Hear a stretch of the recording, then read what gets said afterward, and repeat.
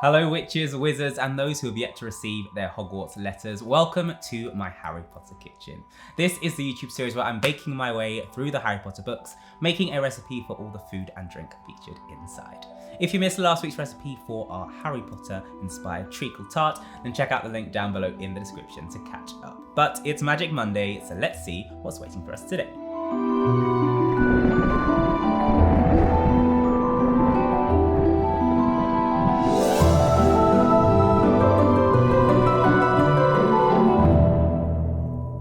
If, like me, you love all things Harry Potter and you don't want to miss a thing from my Harry Potter kitchen, then make sure you hit that subscribe button and click on the notification bell so you get an alert every Monday when there is a brand new video. We have just hit 2,000 subscribers, which is absolutely amazing. So thank you so much for all your support. And today we're celebrating with a brand new set. So let me know down in the comments what you think. And without further ado, let's get back into the book.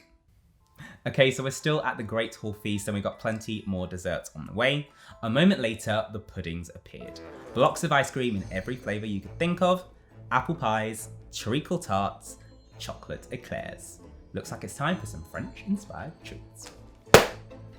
For this recipe, you will need 75 millilitres of water and 75 millilitres of milk, 50 grams of butter, 30 grams of plain flour and 30 grams of strong white bread flour, 1 tablespoon of sugar, a quarter teaspoon of salt, and 2 eggs. To decorate, we're also going to need 100 millilitres of dark chocolate and 100 millilitres of double cream, as well as some golden toffee pieces. And then to fill our eclairs, we're going to make a vanilla cream with 300 millilitres of double cream, 1 tablespoon of icing sugar, and half a teaspoon of vanilla. Chocolate eclairs are a famous French pastry made from choux pastry. Nothing to do with the ones you wear on your feet. It is a very light and airy, crisp pastry that you can fill with creams or creme patisserie. And today I'm going to show you how we can make a little My Harry Potter Kitchen inspired version in the shape of a lightning bolt. But first, we need to master choux pastry. So this is how it's done. To begin the choux pastry, you want to get yourself a saucepan and place it on a medium heat. I like to do mine in a wide bottom saucepan as we're going to beat the pastry inside. So you want to give yourself as much room as possible. Add in your water, milk, butter, sugar and salt, and then bring it up to the boil. As soon as it starts to bubble, you need to work quickly to make sure it doesn't evaporate too much of the liquid.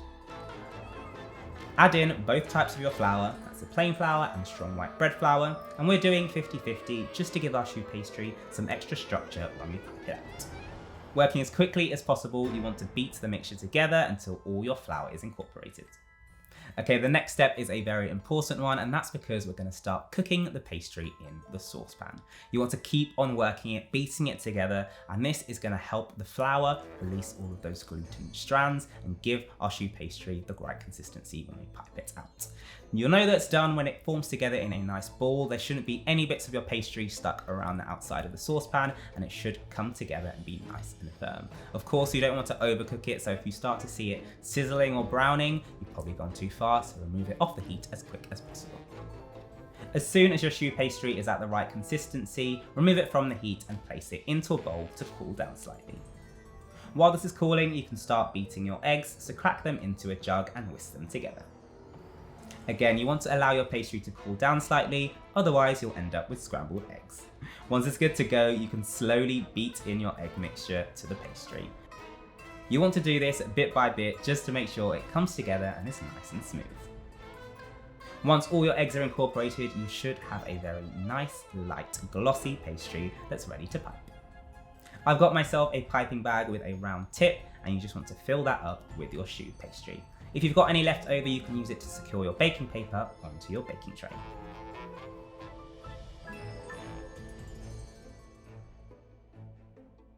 Now, the traditional eclair is usually piped out in a long, thin strip, and while we could have turned them into wands, I thought it's my Harry Potter kitchen and we love our lightning bolts, so that's what I'm going to do mine as. But of course, you can play around with it. Choux pastry is very, very versatile, so as long as you've got enough space in between each of your buns, then you'll be absolutely fine.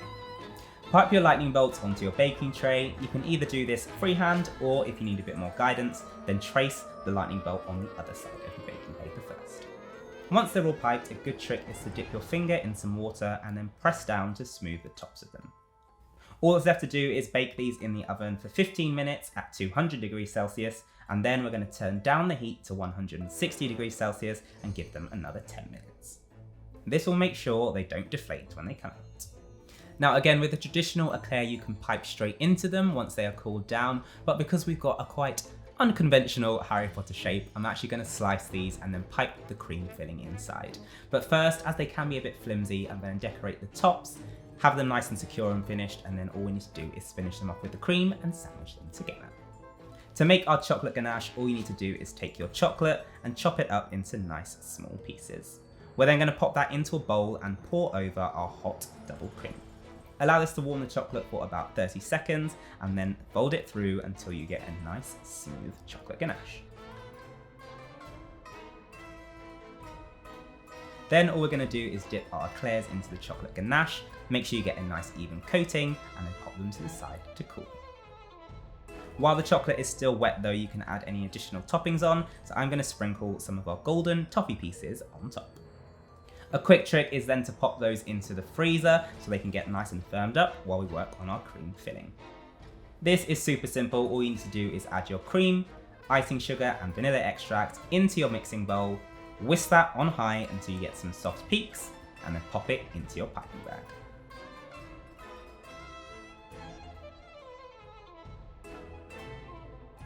Once your eclairs are nice and firmed up, we're just going to slice these in half so we can get the cream in nice and easily. And then we're going to pipe the cream side to side across our lightning bolts.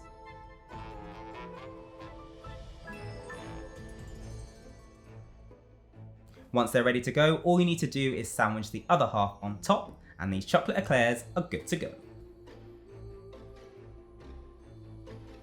So there you have it, our Harry Potter inspired chocolate eclairs are good to go. And if you're a fan of the Crimes of Grindelwald and you like a bit of that French cuisine, then this is definitely one for you to try. That is all for this week's recipe, but if you want to see more from my Harry Potter kitchen, then make sure you hit that subscribe button and click on the notification bell so you get an alert every week when there is a brand new video. That's all for now, and I'll see you next week.